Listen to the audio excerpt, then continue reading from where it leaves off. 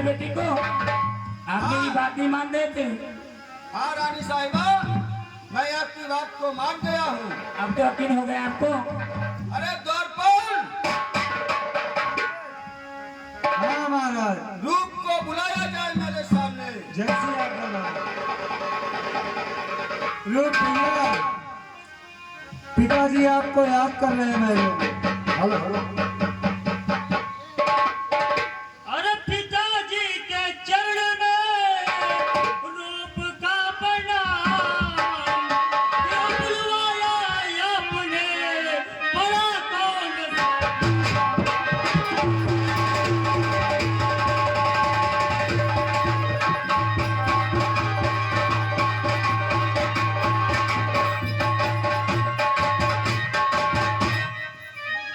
है रूप, तू मुझे ये बतला, क्या तू अपनी मौसी के महल में गया था?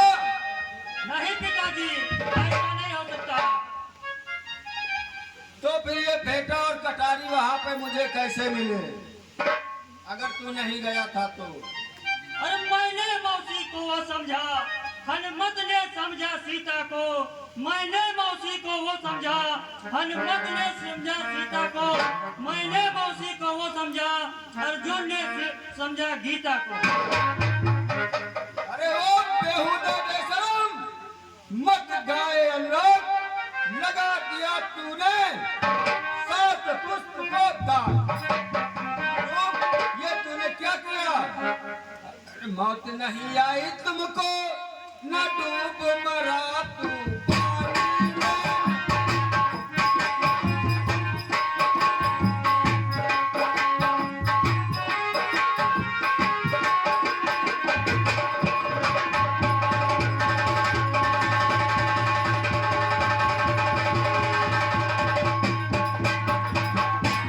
अरे मौत नहीं आई तुमको, न डूब मरा तू पानी में। मौसी ही तुझको मिली दुष्ट तेरी, लग गया।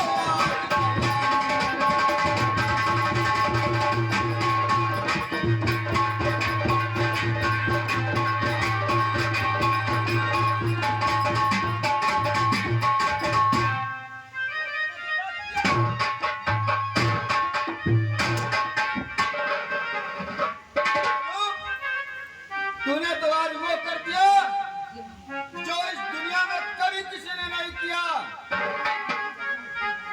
कोई हाजिर हो?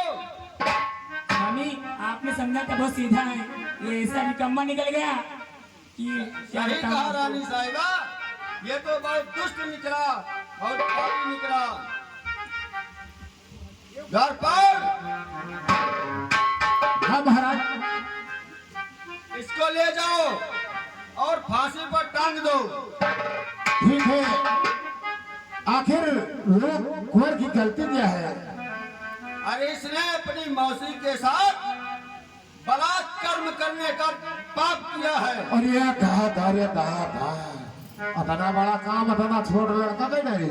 मौसी, मौसी, क्या है? ये बताओ, इतना छोट लड़का महाराज के हाथ जल्लादन के हाथ में भेज के उसकी आंखें और इसका कलेजा निकाल कर हमारे पास लाया गया। आखिर में इसने क्या गुनाह किया है? इसने जो गुनाह किया इसी से पूछ लीजिए। ये तो कहा तुम कोई में गुनाह नहीं करे नहीं।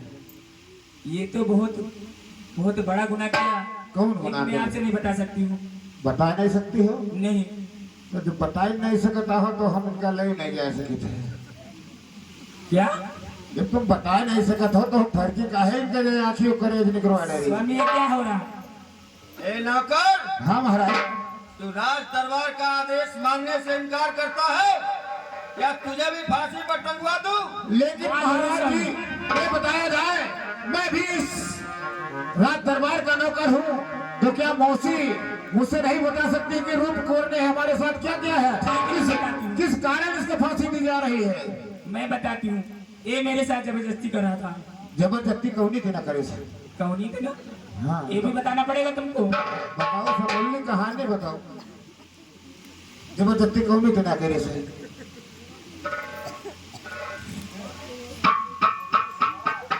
मुझको पकड़ा, फिर? मेरे साड़ी खोल दिया अच्छा, और मेरे जगह पे हाथ भी लगाया। हाथ लगाइस तो का कटेगा। क्या? अपनी मौसी का हाथ नहीं पकड़ लेता है। अरे वैसे नहीं, हाँ। वो दूसरी तरीके से पकड़ा था। अच्छा पाछा से पकड़ सकता है। मैं बदतमीज कहीं के। हाँ। यानी तुम्हारे साथ में दुराचार किया है। जी। इतना काहे नहीं बता हो, हम जाने तुमसे पहले हम ही नहीं हो कैले।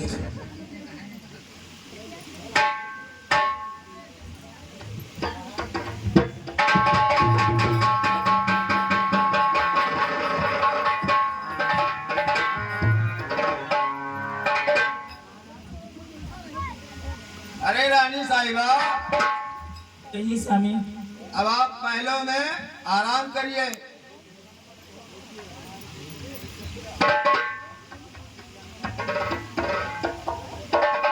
और अपने महलों में विश्राम कीजिए। ठीक है स्वामी। अरे धीर सिंह, कहाँ मर गया धीर सिंह?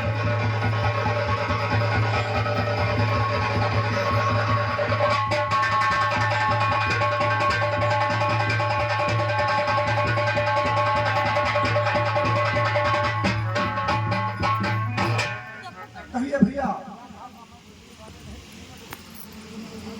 आपने मुझको क्यों बुलवाया? मैंने तुमसे कहा था कि मेरी दूसरी शादी मत करो। अरे भैया, मैंने तो आपके भले के लिए कहा था। मुझको लगा था कि जब दूसरी माँ हमारे बच्चों की आ जाएगी तो उसकी बहुत अच्छी तरीके से देखभाल करेगी और उनका पालन पोषण बहुत अच्छे तरीके से हो जाएगा। अरे वो तो पालन पोषण ठीक प्रकार से कर ही रही थी, हुआ क्या महाराज? लेकिन मेरे बेटे ने और आपके भतीजे ने उस पे गलत दृष्टि डाली। ये आप कैसे कह सकते हैं? इस बात को मानने से धीर सिंह इनकार करते हैं।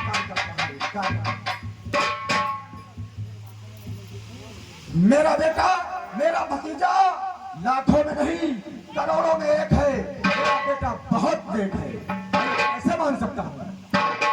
अरे मुझे प्रमाण मिला है, हमारी रानी साहिबा के महल से उसकी शाही तलवार बरामद की गई है। शाही तलवार हो सकता है, जो कुछ खेलने के लिए गया हो वो अपनी मौसी से मिलने के लिए गया हो। महाराज, एक पुत्र अपनी माँ से तो मिल ही सकता है, हो सकता है उसकी फेटा और कटार वहाँ गलती से छूट गई है।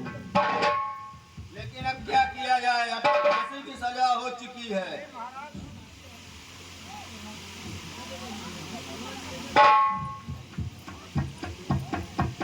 ये क्या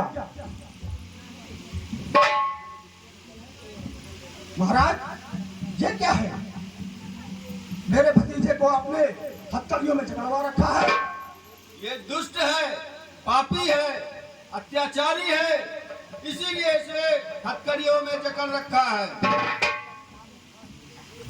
महाराज, आपने मुझको वचन दिया था और मैंने आपसे वचन लिया था कि अगर रूप और पसंद से ऐसा कोई अपराध हो जाए जो अक्षम्य हो, जिसकी कोई माफी ना हो, तो वो सजा हमारे भतीजों को करके आप मुझको देंगे। इसलिए आपको जो सजा देनी है वो आप मुझे दीजिए, अन्यथा मुझे मजबूरन तलवार उठानी पड़ेगी। और महाराज, आपकी राज्य में आपका भाई होने के नाते मैं आपका छोटा भाई हूँ, तो आधी राज्य पर भी मेरा हाथ है।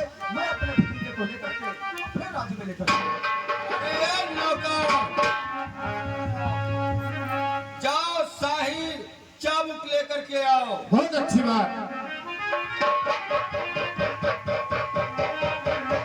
देव सिंह, मैं तो समझ रहा था कि तू ऐसे मान जाएगा, लेकिन नहीं, तूने राजद्रोह किया है, इसलिए समझ जा।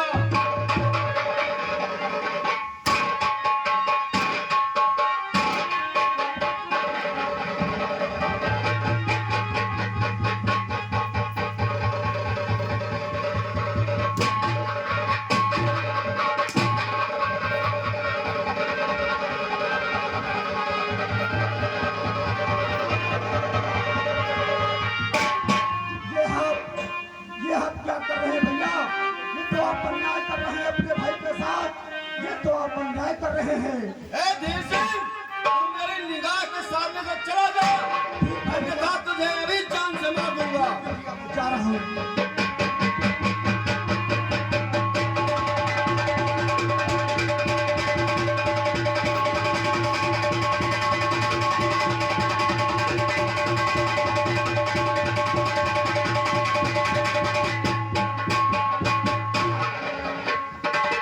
बहुत दोस्त मौसी के साथ ठीक से करते हो, आज तुम्हारी फांसी होगी, क्यों परेशान हो गए? अरे भैया, ये हमारे भैया रूप को कहाँ लिए जा रहे हो आप?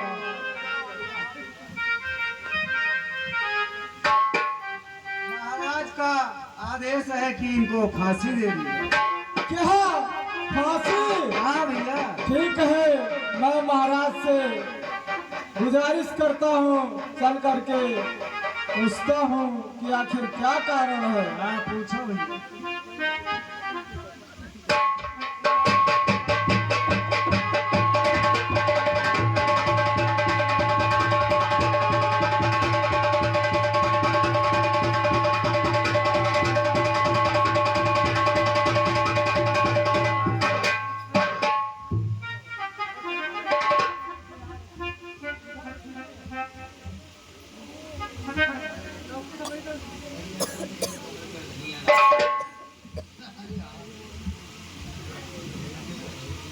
इधर जल्लाद रूप कुंवर को लेकर जा रहे थे कि अचानक बसंत आ जाता है उनका छोटा भाई और रोक लेता है, और रोक जाकर के अपने पिता से पूछता आखिर बात क्या है जो हमारे भाई को जल्लादों के हाथ भेज रहे हो, आखिर क्या कारण है। देखिए महाराज के पास आते हैं, आगे देखिए क्या।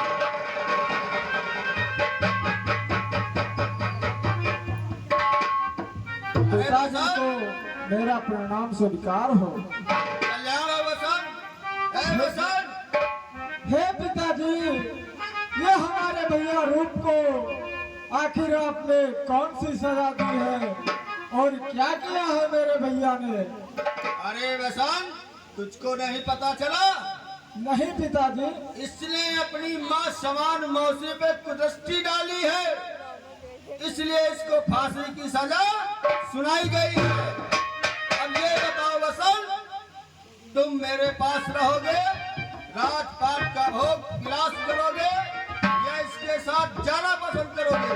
नहीं नहीं पिताजी, जहाँ मेरा भाई जाएगा मैं वहीं जाऊंगा पिताजी। अरे जल्लाद, इसको भी ले जाओ और इसकी आंखें निकलवा करके हाँ महाराज। कोल्हू में पिरवाओ और उसके बाद फांसी दिलाओ इसको।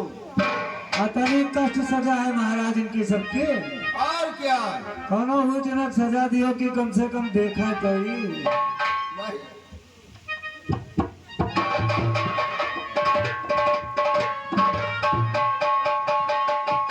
भैया रूप, हाँ भैया बसंत। हम भी आपके साथ चलते हैं, लेकिन भैया हाँ भैया। अरे ये दुनिया